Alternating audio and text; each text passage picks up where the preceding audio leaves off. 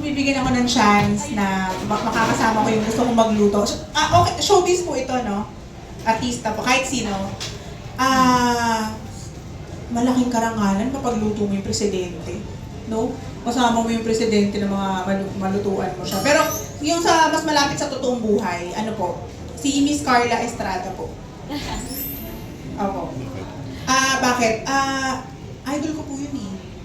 Opo, gusto ko po siyang ipagluto at gusto ko rin malaman kung ano yun din yung mga tungkol sa buhay niya, kung paano, ano po yung mga favorite nilang pagkain, ano po yung recipe of success niya, mga ganon. So, yun.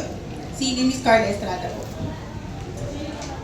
Gusto kong paglutuan, tapos makakwentuhan. Pumasok lang talaga sa mind ko si nanay. Kasi all her life siya yung nagluluto for us. And if my chance, gusto kong paglutuan siya naman, kahit once.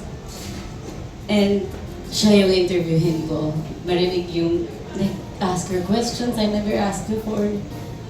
Kung may chance. Nagtanong kayo, yun yung totoo sagot. Gusto ko na rin yung lola ko. Nanay, si Oo, nanay. pareho tayo. Diba? Palitan ko na nga ng si Miss Carla. Ano ba yan? Retreat ba to? So ako, Bakit iyak? Iyak lang niya. Kasi ano ba yan? Hindi kasi nakatingin ng bilo-bilo ko kanina. Kung ako, ang tatanungin talaga, si Mama. Kasi ngayon, lalo nung bagong kasal ako, nakabukod na kami. So hindi na kami masyado nagkakasama talaga ng mommy ko. Ano ba yan? So yun, gusto ko lang, kumbaga gusto ko lang isama sa show. O kaya nang hindi mama ko, si Heart Evangelista. Kasi minsan yung corned beef, parang asosyal, may onion lang, parang di ba, mamahalin yung corned beef. So yun, mama ko, kaya naman si Heart Evangelista, hello. So yun lang, kasi fur mom din si Heart, ako fur mom din. And yeah, nakakatuwa kasi yun lang, mahaba pa. Ako po si Miss Jessica Soho po. Tsaka si, kung hindi po si Miss Jessica, si Richard Gomez po. Si Sir Richard Gomez. Nakita ko po kasi ng yung video ni Sir Richard Gomez, pinang-deep fry niya yung ganyan parang olive oil. Yung mahal po nun. I like that.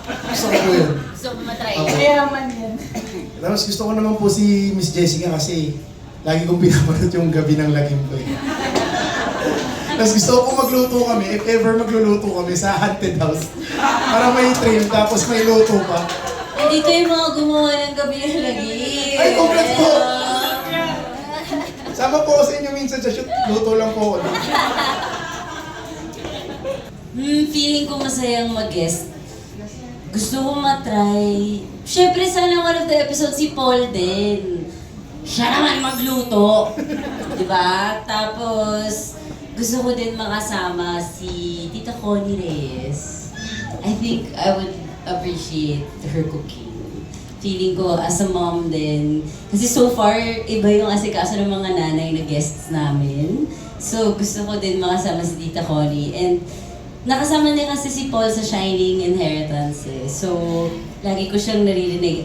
Ako yung young niya dun sa Shining. Kaya nakasama ko siya for a few days pero hindi kami naging matagal magkasama. So, if may chance, gusto ko pa siyang makakwentuhan ng mas malalim. You know, anong feeling ang feeling ko mga tatanungin ko sa kanya, anong feeling ng naging mayor yung anak mo, ganyan. Kasi growing up in a political family, yung point of view ko, magulang ko yung politiko. Siya, anong feeling na anak niya?